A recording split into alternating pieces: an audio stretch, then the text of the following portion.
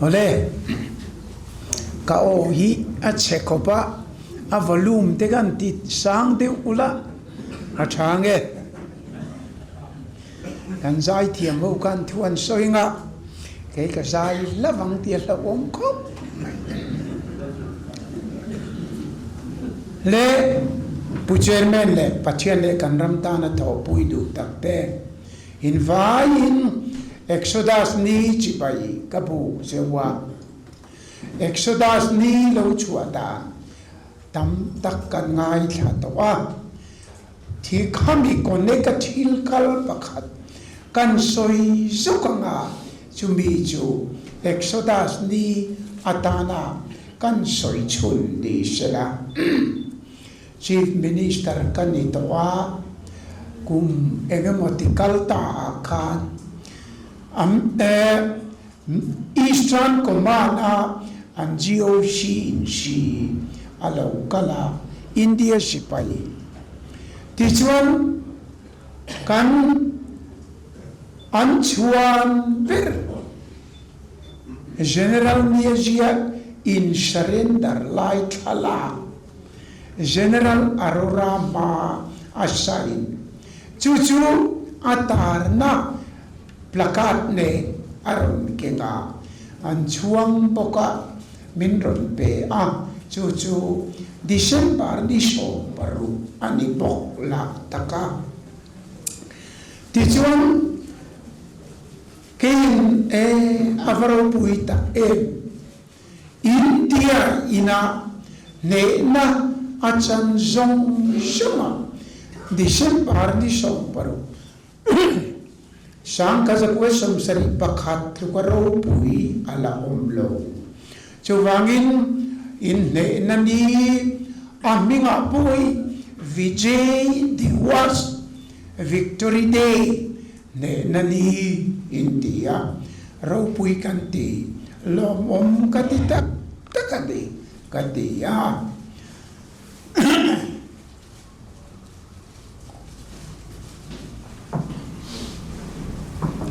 Amaro chu asai pi kan soi ve lokange katia khamini khan chitagong panin kan kala tichuan kan kal kunga anlain kap mupa chitagong matalo kirtin in Bangladesh nilo East Pakistan atudon ani ome Pakistan sipayan in surrender fit do na chuwangin an ho tu te mel mutla pom tolo an tia ti chuan kan tlan hong le ta hello ti chuan kan tlan hong le ta kong dunga chuan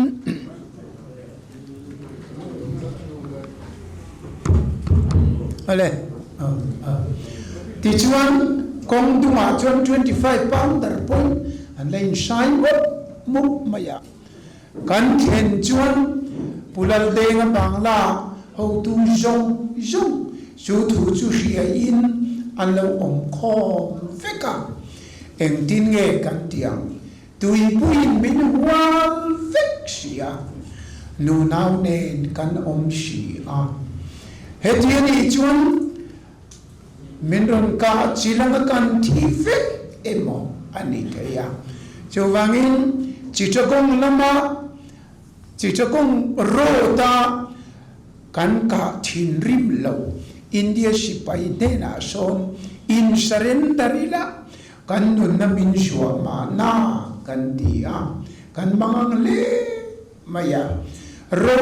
charai po arel thei tolo chuta kan mangang chu pulal dengan ngoi ro fing kan rel don love kan va in itong trai potang atia kan tong trai ta chur maya kan tong trai so chuan chan na kan mu chu Pakistan besor pakhat alo kala chu chuan tat kong lui lama karong kaltlanga nang di po in kaltlang ve theyang India sipai le mukti bahin itle man om ma se in sutlang theyang aron tia chu vele pathian chan na ni kan tia long om launch kan buat saya kan kalta in kana kong dunga voi ni kan neya amaro chu kan sutlang thei ta ti chuan general nia jeshi paine in ompol chiat ka nuai rual india sipain in capture ta veka keini zong kan chuak ta vek chu wangin khandi kha nang ni tan chuan ne nani vijay diwas victory day ania keini chuan chan chuak nani exodus day kanti chan chuan nani exodus day kanti ani katia ale lama chuan kan soi chu adik ve khop maya amaro chu asait ele bika in ang lo han general panen chuan kan soi chu tikani tikan ria kan lai du nang ring khop ole india tan vijay diwas kaini tan exodus day avoina kan lo ani ole kami chin kha kan soi zo anga lunglei hi ai zo ron pel chuan enge mota min soi tir dan hi in thiam emon sarkar ho tu bertipo ai zola university ta tur antia hausin ban parin hausin ban parin lung sitaka an paska anon kalpeya ai zola dalavin lungleya kan dale jogdon in lo ti tir maya makate khom maya amaro chu in riat ringa kadu chu hausin dan siama apasto hi jin pa chiat mai chi ni hau lo mà chỉ sao lúc còn hay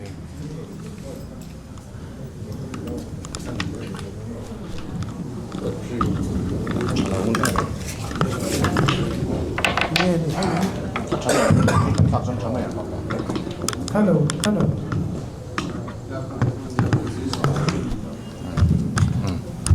nó长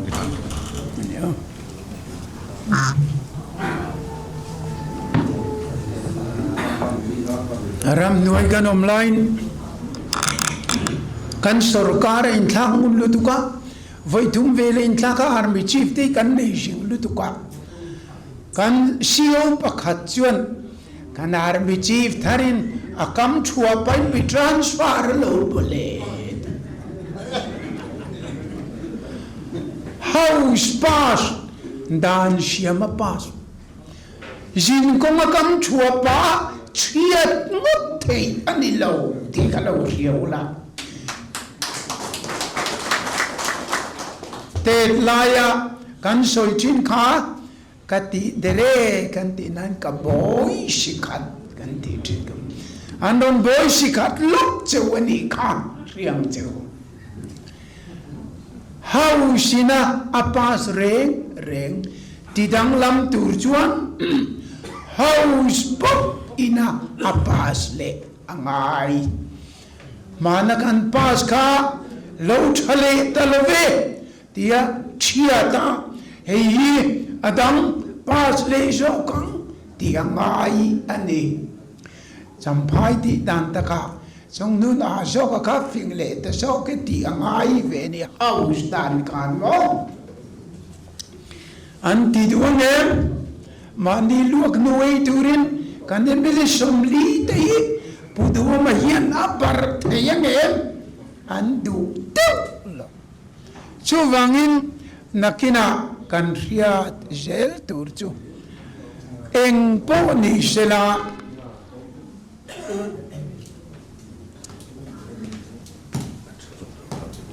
hei jong hei yan ti chin ula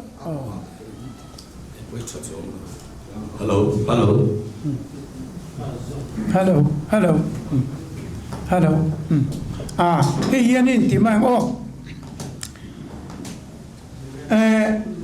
hausina an pasto chu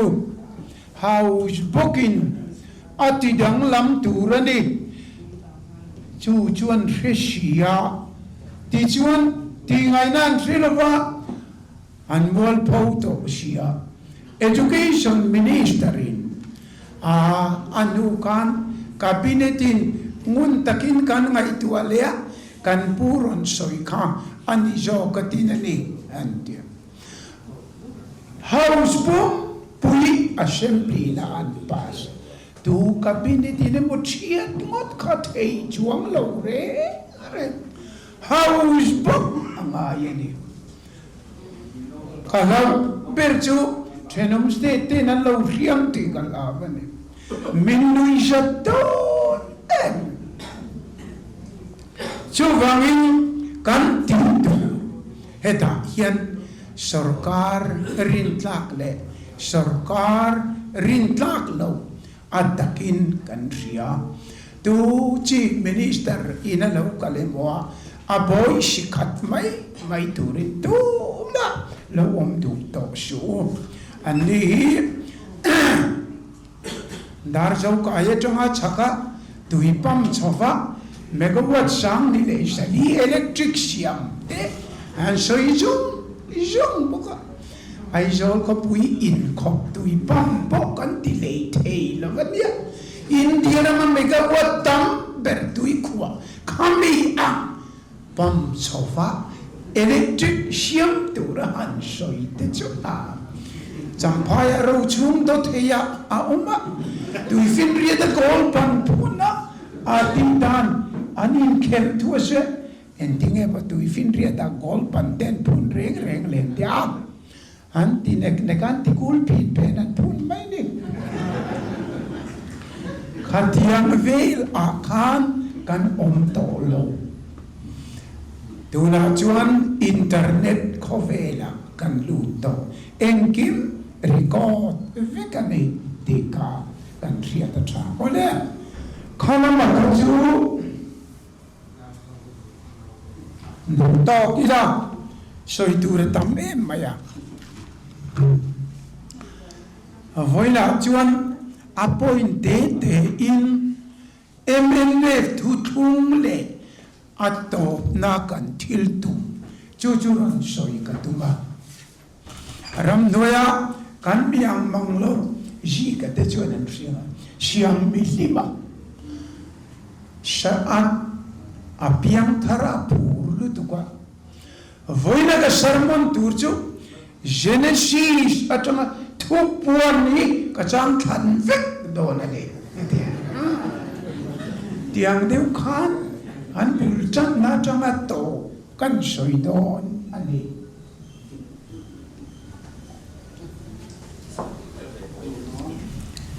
appoint chang ka soya mi so te kho chaka changin kan lo chuk vanga China ram khoi lai ponite ama in khong e kan relo kan pile putin local vanga mi so ram an thengan to chata voini thenginan lenda an ram ron son chu lal panaron fuai ten chu hei hi ani chu ram thu thung kanti lal pan ram thu min thun sak ani bakhat na chu ram thu thung in tran na ni sermon do nila Israel fa de fuai na ne in an na ne tam tak soi tur kan ne yam arpandi le na mingo missionarian lokala ti chuan chanchin chanron rila kum somruk chung ori zaza christian kandita ti chuan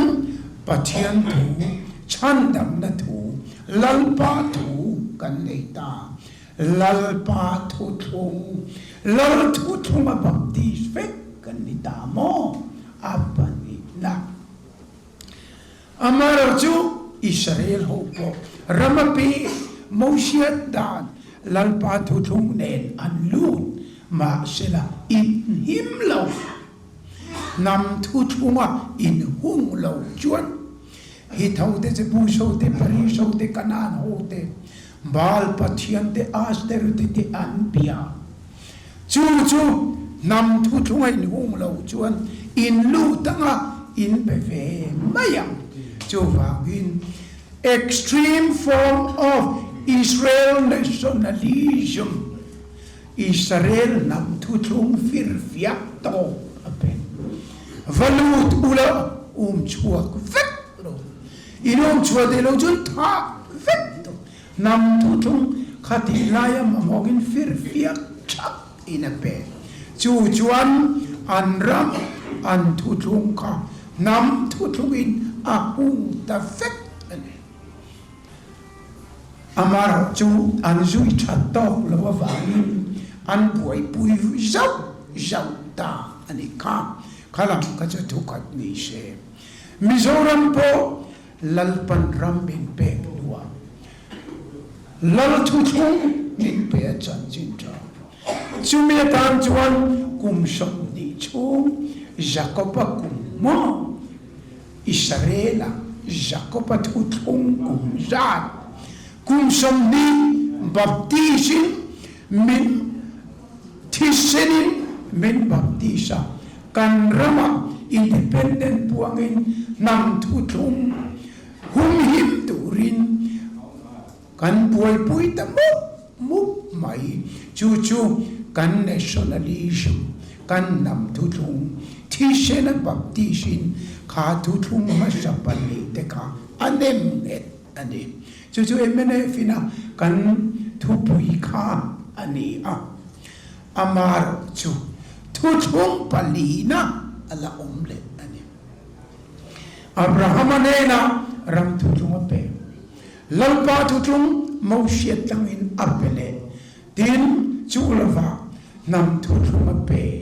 amaro chu apoimo bera chuan Abraham malka so mangche ti chuan midang tan mal som na inidonia mal som na thu thung kan labak ani chu MNFin jing lam var par achua tak na tur ani tuna chuan kan ram kan nei MNFin sarkar na te po kan chang ma se kan la re thei em ani chu mal som na thu thung amabaka kan nei tur chu ani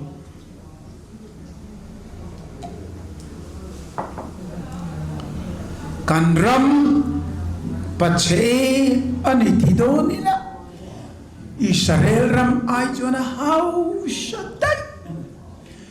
ka soi fochin kan soi le lok anga Rabbi Hovan lo kala chief minister kan ilai ka Israel tam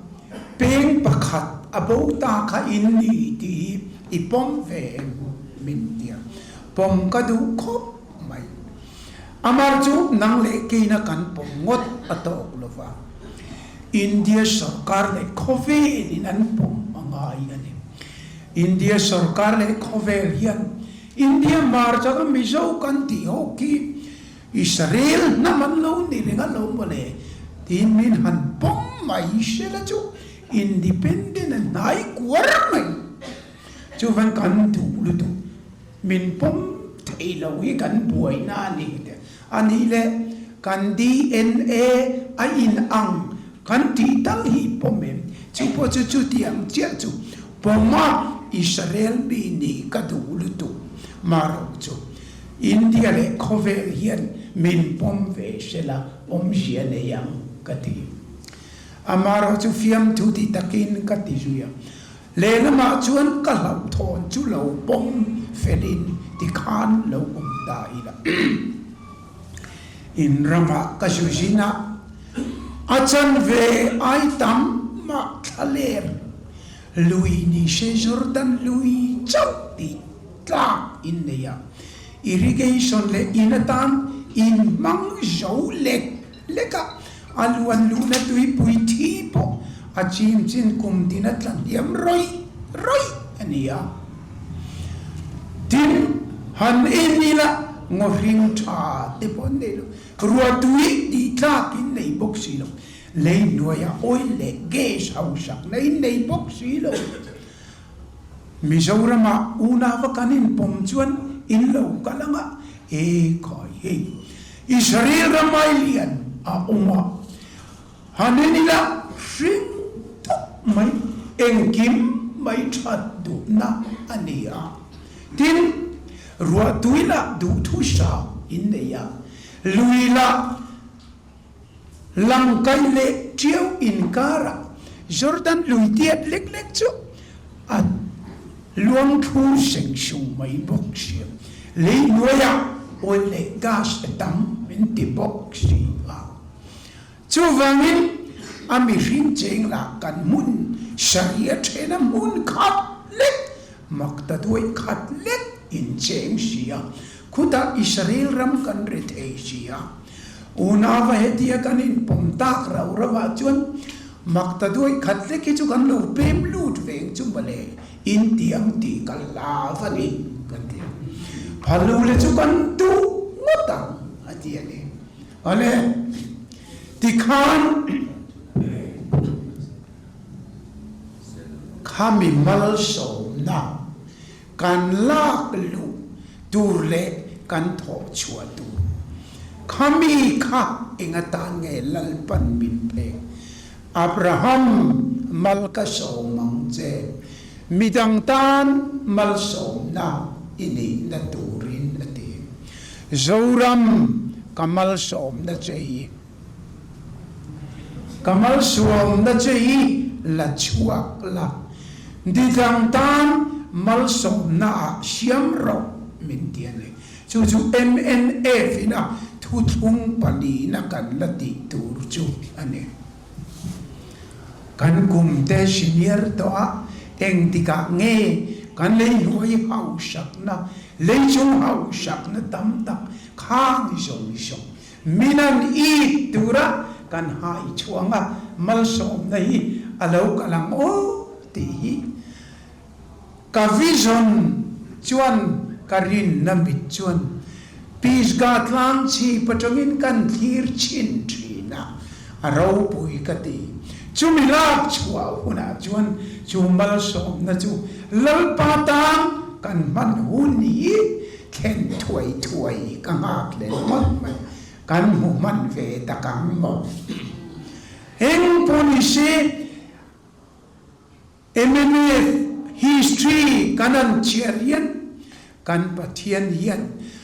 anin leitil tia MNF min huma hetia min chaktir min kaltir mai ani lo tia chiang e tumbul pui ane ole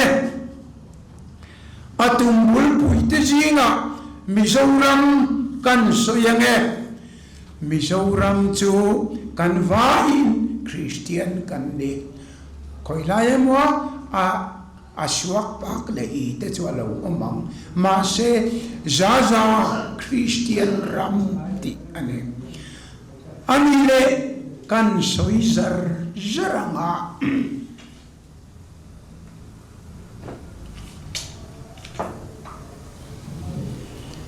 khatiang ram kha lo jong ril ru te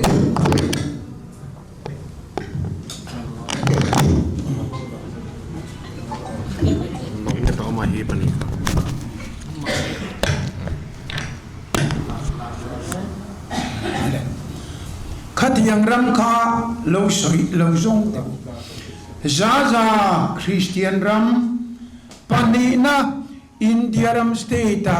le khatiam san nabe kanni apathumna chong khat kan mang apalina kan vun rong hi khó chạc lắm lệ khó thang ina min bom thấy chín to chắc cần nè vai làm point min nuôi suốt lưu tục lâu trái là làm point min nuôi suốt lưu tục lâu ai in cara cần ông đốt lệ chuan Pathian tharava har thar lena tong jing be Pathian ina pek jing be mizo te tukwa Pathian tharava har thar lena tong jing hi kan relo ado le chuan enu la tuna yen Bible Society in India ma aste te beri in tong tura pakhat na kan ninal ane tim missionary ngai tua tura Indian Christian ho ruai tu an kal khom chuan mizo te pe kle min thi a population kan claim ngai tu in missionary thon chuak tam pe khovela kan ni America kan khum to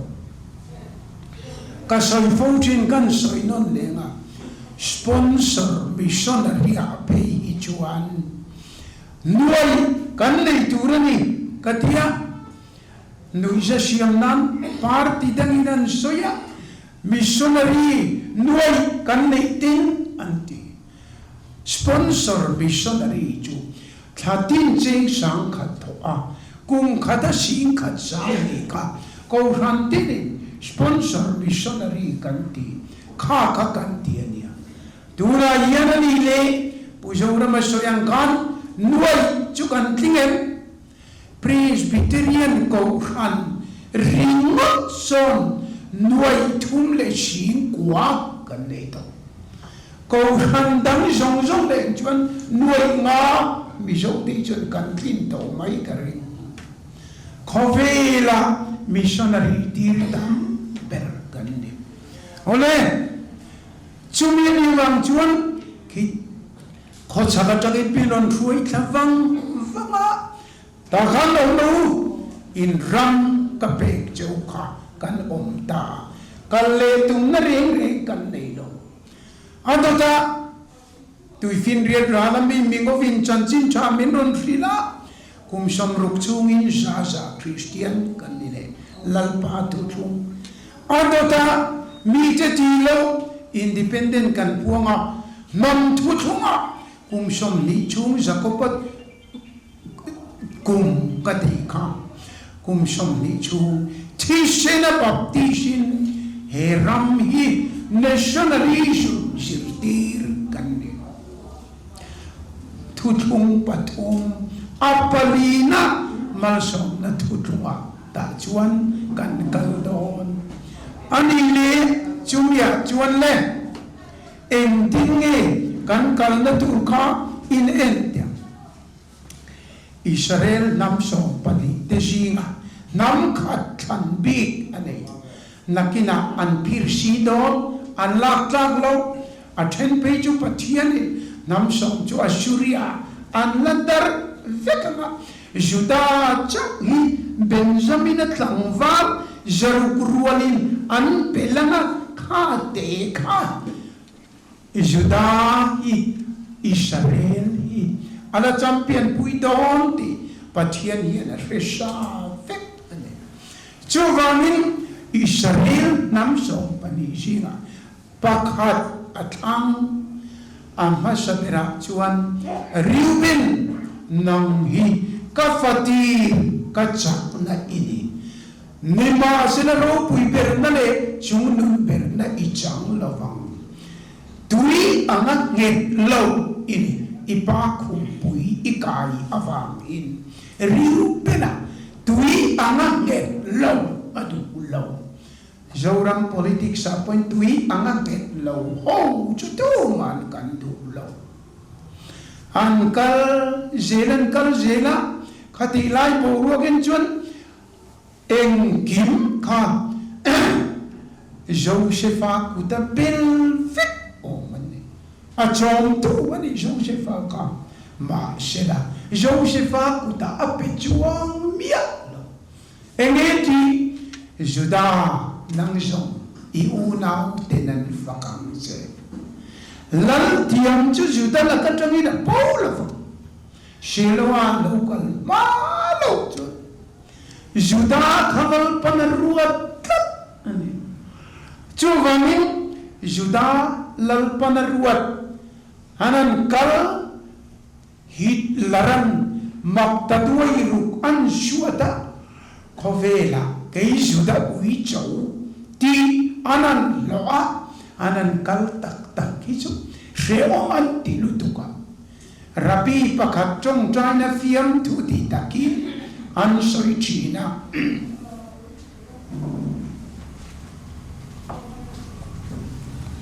lalpa cái ni Juda te i mangai i nam than te kan ni ti ro an ti ni e kan nam than te in ni i nam than ni hier rom maya rei lo de chu mi dang han thang ve te a ti en ti mak ta doi ro vilan shuat nu ka chu ni mak shela kum sang ni deu tho an rala sang kha ja ko som li le pariata chuan Israel raman ting cho le ta ama kho te Mizoramai te khati ko panchia eng tham ro lu nei lo an ma se tu na chuan an hoi na lama pian the dual to arab oil nei ha sha jong poinan mam to lo lal tiang chu Juda ne na chamina bo lo Israel din chu anania nam som pakhat te ai kan Juda athanga aveng chara abwal hima fin na pea hausak na pea atopa tun Israel ko alo chenani Mizoram din tiratangin political party som thum le som li inkar ading to amar chu khang jong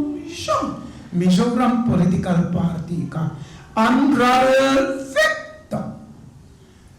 vai party ro chu congress le BJP te chu la Mizo party chun union me po aral to PC me po aral to adam jong ram noi kanong lai party dam sia kai sia ba unravel facto amar chu kum som rule pali aliam nu partiliam pen aruang chapen mi puipo nga pen chumi chu MNA fi alani ta char lalpa engati nge MNA fi anmani kananina tikak an umbig vak silva mol tak hey connection menete chuan shila puvayan surgeon vayan tlailama parade report an pekte voina keinia chuan damlo eng mak ti thei lo panga damlo na thok thei shi lo cho chui thei shi paria an tiani mo khatiam ve chang ro chang ka kanya na thok thei lo chui thei shi te kha kan tam cho na nok le to cooperate mein kan lo ka ne a chen ham eni la ho tu masha de mol atak takan ne amar chu voina po min en ma ula kan lo chua hi ma te chuan ma thi tla kan ni lo so ma pakhat kan pe khom po lo dong am tu ko ran ma ano lo re an thiam om an don chuan vai ho binan manang tiap lo om tat chin chian an nial tu rai kan ni tak ne ole lalpa enga tinge mo hetiam ho mol a pui a matric chin tal pisto kan nei to rong ru da rong la ro kan tia an rong lak chu kan feel zo la kan an pare tirle an ju awa kan lo kha nang ka enga tingi khalami ho ile ringot hoi na lam turin soi le ne raita min tiri ma kan ka khang ho lo chua kha kan zarwal kan mi chun a o zir dir nga hi som chu kanang nge kan na pakhatin kapu an a o zir na kar palta kalau pei pen nang an tia lian tok tak aming chu soi lo SCR enge lam atia ngoi vu ar atia khang hova ka jan be shi tu rivang ma sila party ro puile lian zo sham anral lua voina yan chang thar chiao ja tal lu poin fakla hi tan amali tiangin kei ni na bulkan chan chou chau mai thei avaro pui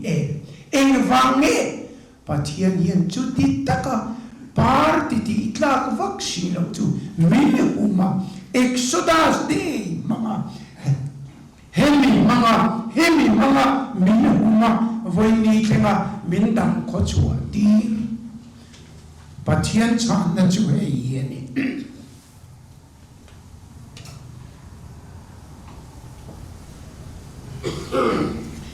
kangai poimo berchu vana ka long don o kacha ulu berchu chu kal ula thil siam zong ne na chan chin tha hi ril ro nam tin ne na chan chin tha hi ril ro chu tiang ai ti chuan thu tiang nei ani he thu pe ki thu tiang nei thu pe ani ka thu tiang cheu chu tiang ai ti chuan ke kum khwa in khovet to kheng po in ne na kaum se na kum som ru le pali chu kan muta kan ne na lalpa je ani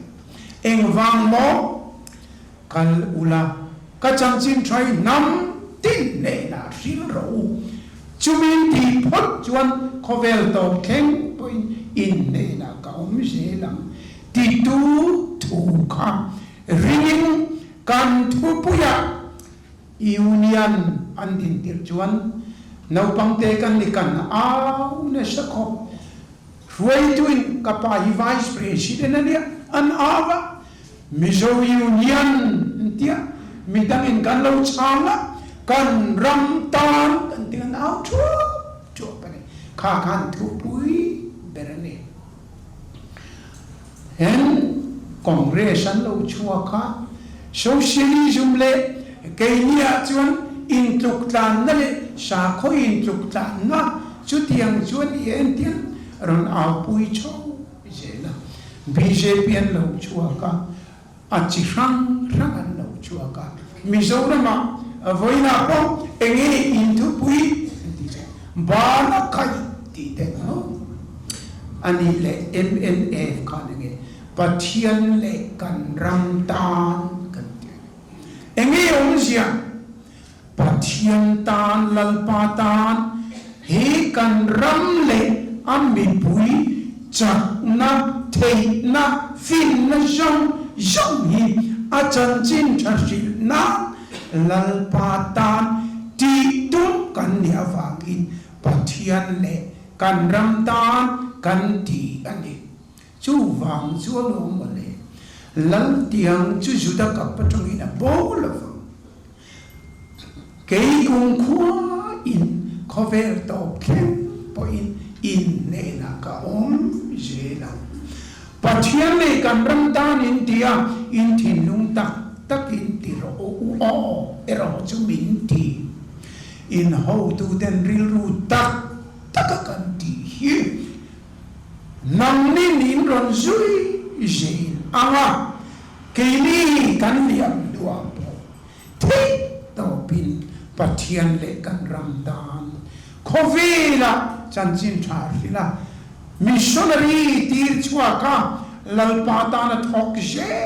turin Zoramthanga ami puile ko ran te puat sai hi chu MNA fin pathian le kan ram dan kan ti ka chu wangin party tam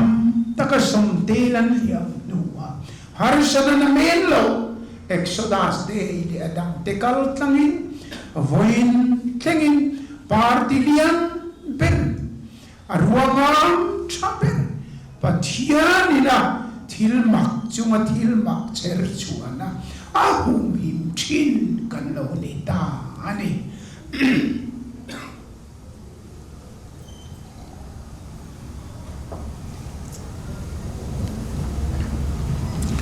ole kha perkha in mai palang ti kalavani hey mitam takin thil tam tak soi kho mada kho min kan party nei kan tumali anti china ma shela atakan tum tello chuan alo ral le chin ani ole adot lia kan soi le du chu a ep tu te ti tlak nan hian MNFI chak takina kaltirin at huam ran ba ngai lo di ka ani hey ngoro in mutat chua lo tatin la phua thiam kan soi jong ne papa khachu la phua thiam ko pa a bai hat man chuan lo bai hat ula voi khatan soi ke po ka bai hat ve ni khaili lahar beri puatirang antia at puatur chu kalkom atel turani koibo atel turani lo hole atel turani benvon atel turani marlam atel turani aparukna voksokwan atelanga apasarina ngaijo atel turani kha lan puate le nantia an ngai tu wanga lam ko ya vakal ta bom ila lo hole ben vonde martlang kalung di le vok chokwang min langai ve fai moe bu fai ka lo shoi theng ni so ka ni til fat mai ni tiene lo ba ya te ruo lam ko ya vakal ta bom ila lo hole ben vone martlang kalung di le vok chokwang min langai ve fai moe antia an soi zong pasare mo ka ti paria na lo di lo til vet mai ni ole emene fian chitin chitang kan la khom vet ani le khathiam tak ka tungin thiam lo tak mi zong tan pathian le kan ram tan tin kan la khoma ti chuan voin ni kan thleng ta en ula emene tin tiratana aking puilian perchu mi zong union to kholo ani amar chu emene chak nai kha asu chere rengno kan underground dai to nuwa alal tira anlal na tangin akyuke a union ka ama in aral ringot mane aya opposition emene tan lian alo kalya pcn ke mani MNF luite hoka a chei moi tu te po ande pc wang lai chu ke li ai nin khichiang dai zo unit an nei lo na pon ting zel tho an tiani ka amar chu an lo lal ta an lal na changin an tlake ta chu ta chang chuan an ding chang le to lo re renga an ral adot lea Mizoram Party ni lo Congress kan soi le nang Congress tu dik tak chuan kan Philistine ve hian dia kan ne lova min sop rethei ani Indira Gandhi an lala Rajiv Gandhi an lala underground na du to kakatia min sop nuwa overground na Rajiv Gandhi hovin minan sop lea president rule antia minan kiu chua puhola teu ka bo petrol dia minan bo pet ani khang lai chan chin song te ka damakan chuan Asia kala da tham kamo Atota anlo kala tikhan kong chitin regin Delhi changin anduk to election commissioner memberanda kami khan EVM Zoramthanga man bitur shalde shanga asyam tua anan order ta state dam zong den EVM kan man upatan in ang vek kumni chaka upa vek kan man chungchangah chun state dang di thak ngai re Mizoram chia thak khen angaya kamya tan kan sang le sanga Electronic Corporation of India anhan order apwai pui tu big Bengali mithiam man ron tir chova sang mile pariat sang ni som pathumin thanan ti tak tak chu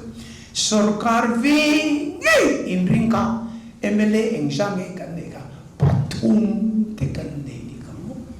jialo takane khati khop kan Congressian min sop na sa ani sang ni le som pathuma ka chun sarkar ra to kanin beise ma se lalpan chu la tiri lo engatinge Congress tam tla ke na tu anlon alasang to lo akung som na tu atam ni na anan sarkar chuan sang ni le som le pathuma chuan Delhi po Congress ang le sarkar ka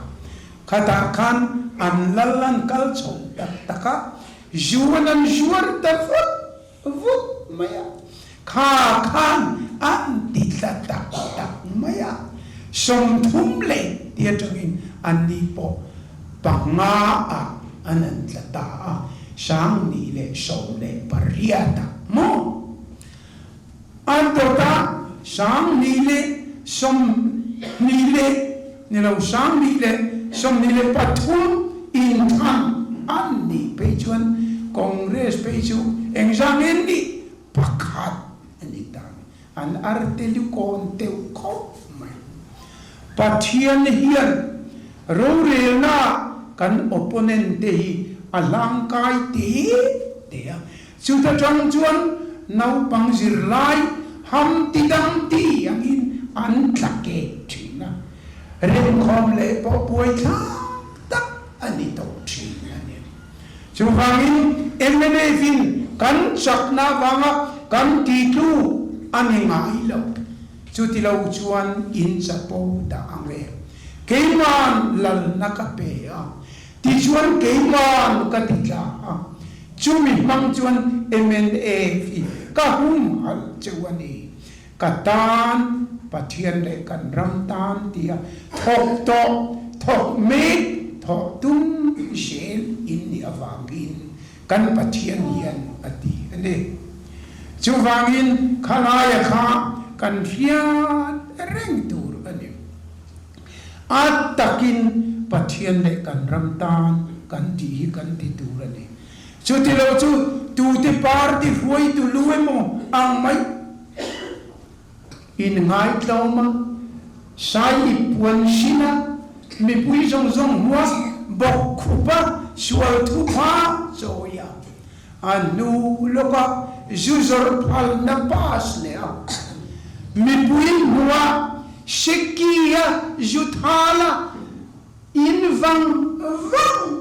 ang khai mine fini ve turani no chu wangin atak na chu mi pui nan triat hi tuna po until ti masak anti sual cho chiat le tumin ananting ya la ma sila afri shilo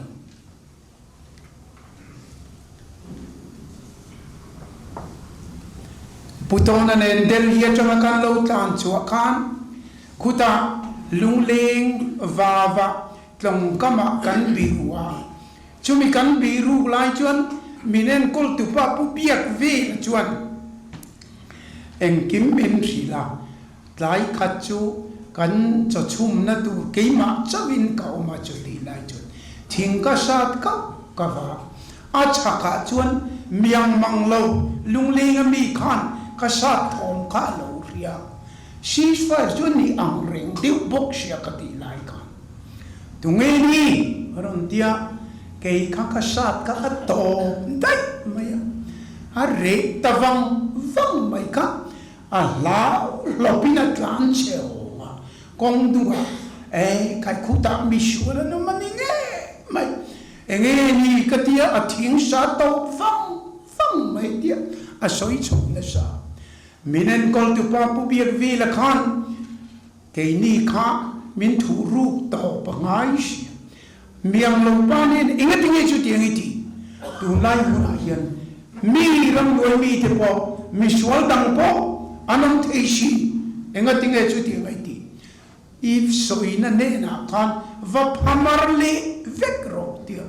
phamar turina vakal ka a nichina ka thu soi ka sakai ka mu ka tian ni le zo ke avatia an oi chuang om lo ma ne ro ma kan unau te sarkar po hi how shinan pas ka heta jin kam thua parun thiat ngot ron boys khat ngot choka adik lo tian ria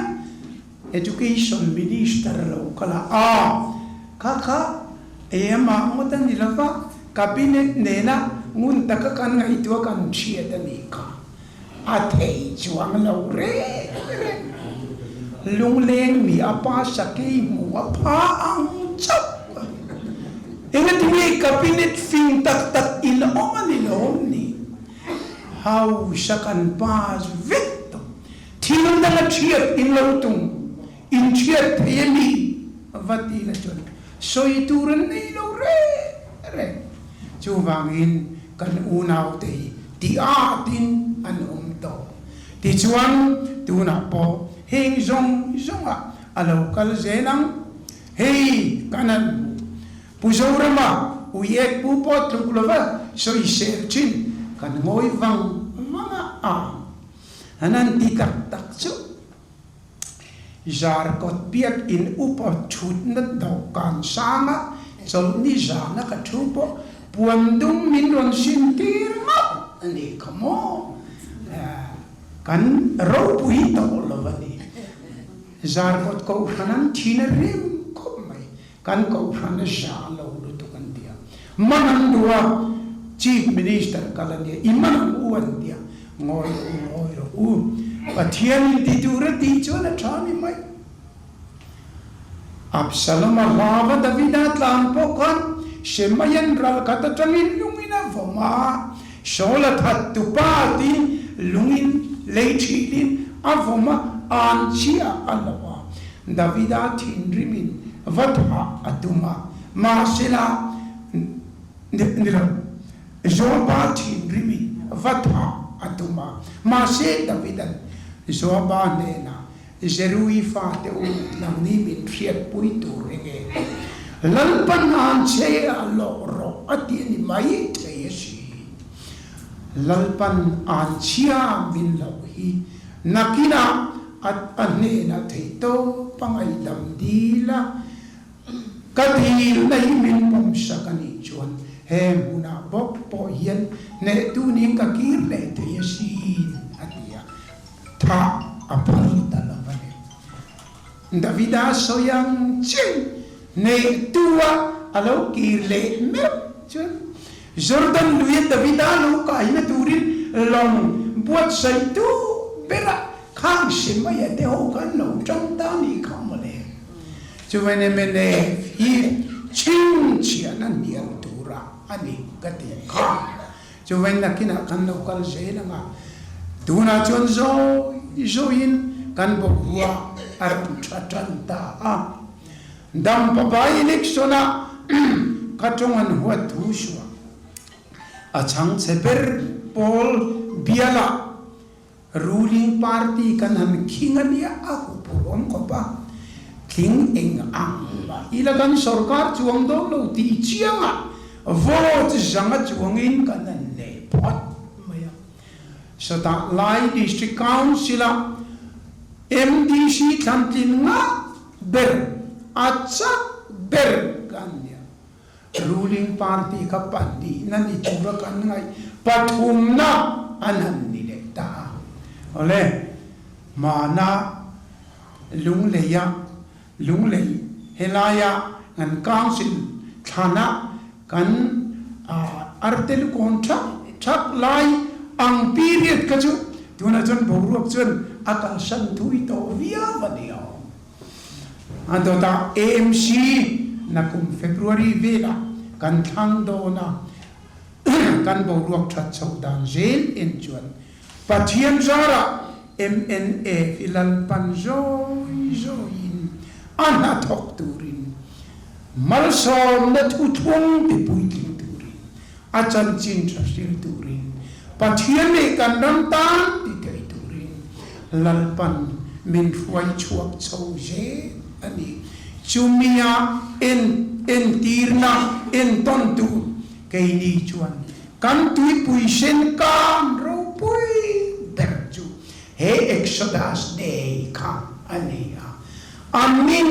vijay diwash ne nani antia kain huai chua nani exodus day kanti adik ve chu wangin atu jok chunge lalpa ayam bilian lani tura chu arenga kan ria anga nakina chuan India nena inrem na kan saina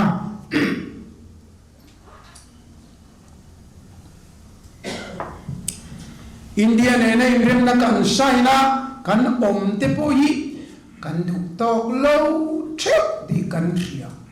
masi pathian in to ati chuan tungi thil dang soi theya are tul tulanga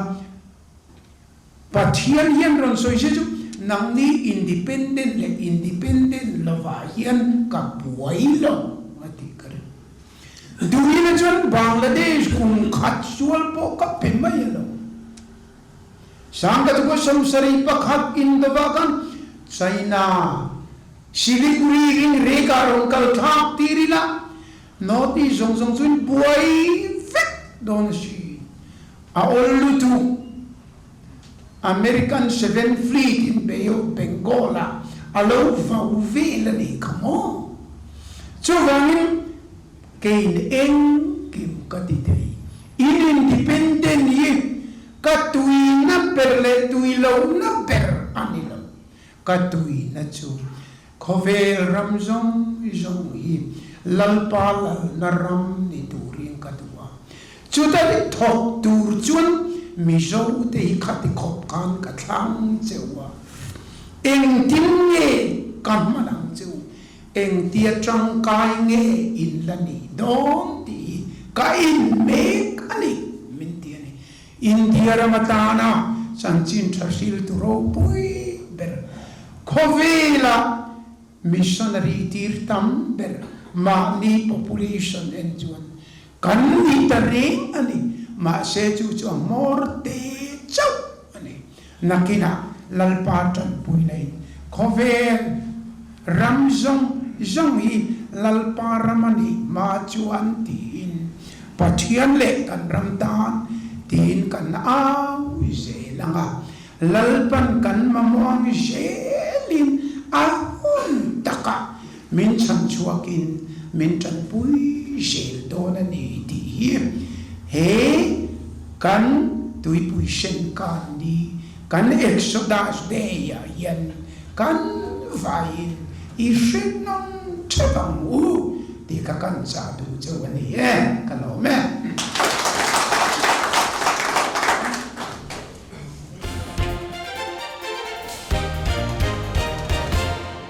Zoan since 1973.